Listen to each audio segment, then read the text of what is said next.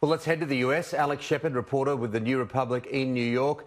Alex, a very good morning to you here, evening your time.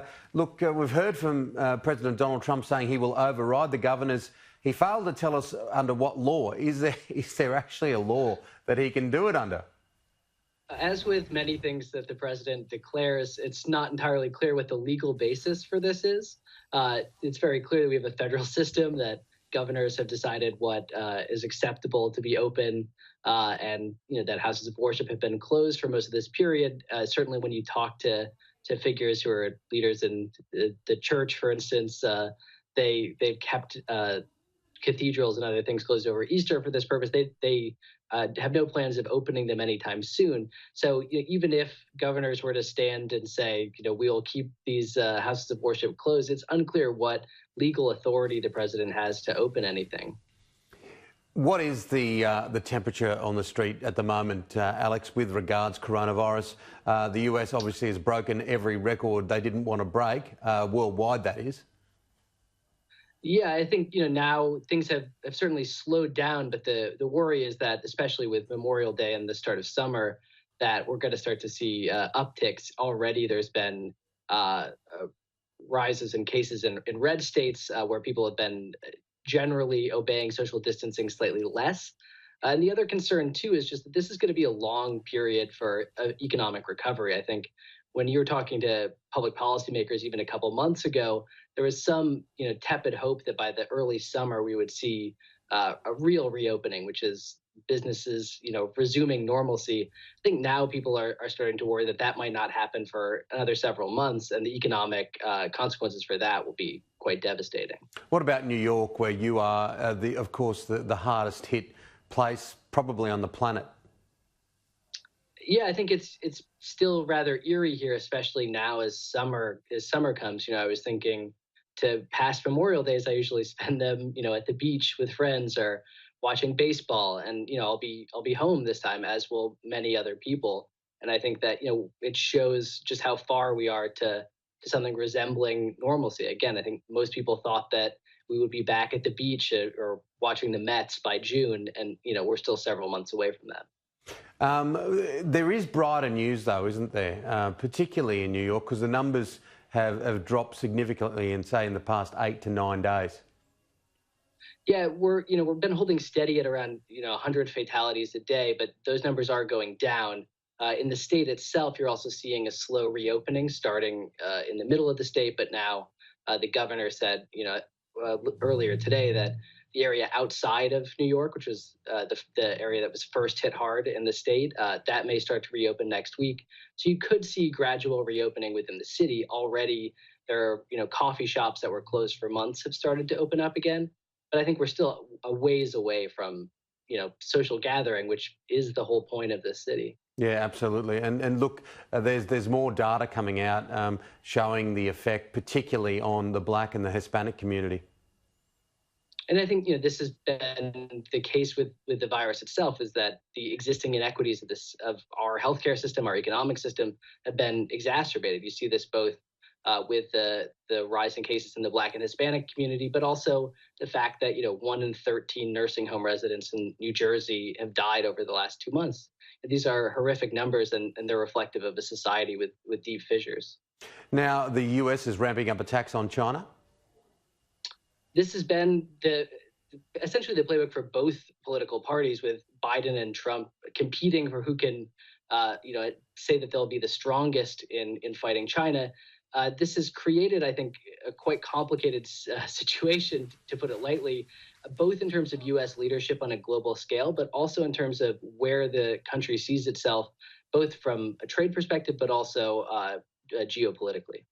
What about the whole race, the political race? Because it has been pushed under the doona, so to speak, Donald Trump and Joe Biden. And a lot are saying that China's got a lot more to worry about under a Joe Biden presidency than they do under Donald Trump. How are you looking at that at the moment?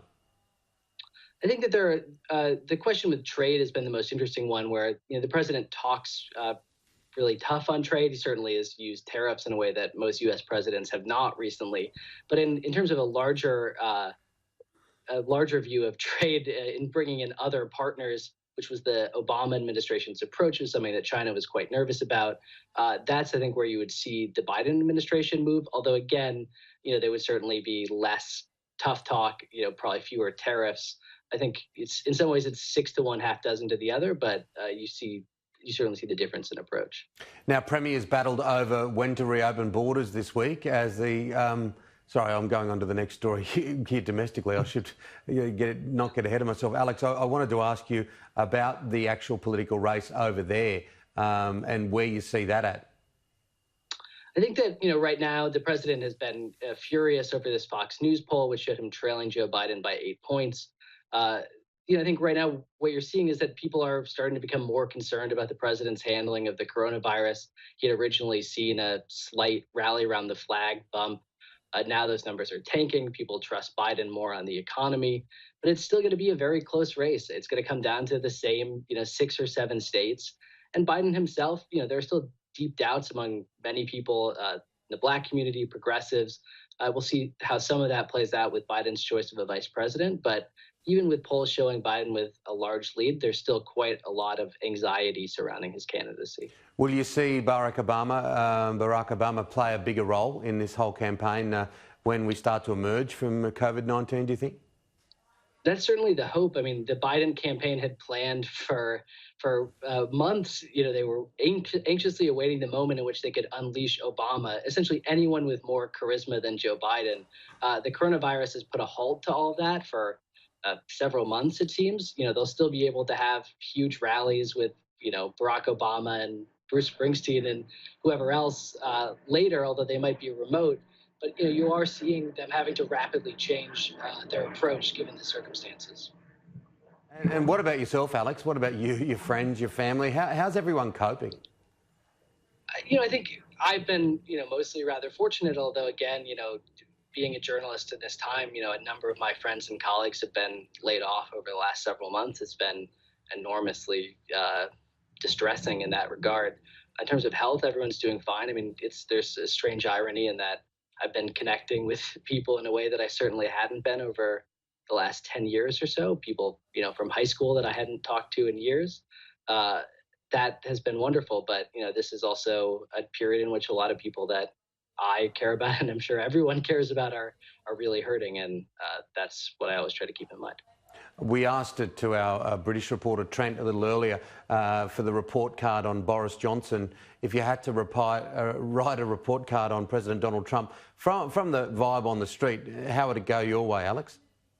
Well, I mean, I'm in New York, so I don't know if there's a grade lower than F. But, I think in the country, what you're seeing with this is the same kind of division that you see with almost everything else, where, there's certainly the president's backers have been arguing that the death tolls are inflated and that, the scientific and political elites are suppressing vaccines and all this other stuff. But, the truth is this, that, this country had several months to prepare, not just in terms of ventilators, but also in terms of communicating to governors, and it didn't do it. And when you talk to people at the state level, their biggest concern is that, let alone guidance, there hasn't been any federal leadership on this issue. And it's led to both the economic and I think the healthcare crisis to be significantly worse than it could have been if they had acted sooner. What about economically, you think, going forward? I think that the president has certainly been banging the economic drum, starting, 6 weeks ago, really, in terms of reopening, but without the scientific guidance on the virus, but also without a larger and concerted effort from Congress. With the president's guidance, we're not going to see, I think, real reopening. I think people are very anxious about leaving their homes and spending money in a way that they wouldn't be if there was more federal leadership. This is traditionally an area in which the president has stepped in to sort of guide the country in a moment of crisis. Instead, we've seen these calls for Barack Obama to testify before Congress. We've seen the president, hype various drugs that haven't been properly tested. I think it's causing a lot of undue anxiety. On a lighter subject, and just finally, I know you're a big sports fan like myself, and there are sports getting back here, like this week where our major rugby league code's back and Australian football's back in a couple of weeks. There is talk that the NBA might fire up in about 5 or 6 weeks. That would excite you, I'm sure, rather than watching reruns and The Last Dance over and over again. Yeah, I mean, I'm suddenly a fan of German soccer, something I never thought I would be. I think there's certainly people that are hoping that they'll be able to start in July. It's a little bizarre. They're even talking about sort of finishing the season, despite the fact that when they suspended, they were almost done. But if they're able to come back in a way that the players are safe, it seems like they'll be playing in empty arenas. But I will gladly welcome, watching LeBron James again. Yeah, we've got all into a little bit of Belarusian table tennis and a few other things that have opened up. Alex, it's always a treat to talk to you. It's good that the news is slowly getting better where you live, and we'll catch up with you real soon. Enjoy the long weekend. Thank you.